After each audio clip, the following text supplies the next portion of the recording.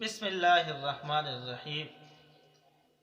حضرت عیسی علیه السلام یو بهترین نصیحت چې حضرت انس ابن مالک رضی الله تعالی عنہ فرمای چې ماته یو کس د حضرت عیسی علیه السلام دا ارشاد نقل کو چې په هغه کې دا فرمایلی دي چې د الله تعالی د ذکر نه ما سوا نور خبرې مکوه.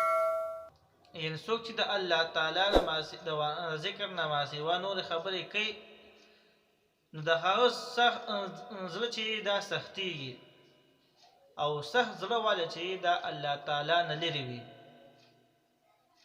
او دویم دا نصیحت چې د خلکو عیبونه ته داسې مه ګوره چې ته د هغوی مالک یې، بلکې ته د خلکو عیبونو ته داسې ګوره گویا چې ته د هغوی غلام یې. او بیا فرمایل چې انسانان چې دا په دوه قسمه دي، یو هغه خلک دي چې هغه په پریشانو کې راګیر دي، او دویم هغه خلک دي چې هغه په آرام کې دي او په عیش او عشرت کې دي.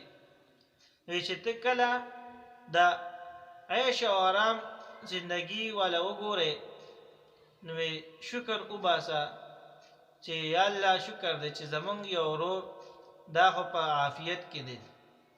او چې ته کله پریشان حاله وګورې نو په هغه باندې زړه وسوځوه او د هغه لپاره د عافیت دعا وکړه.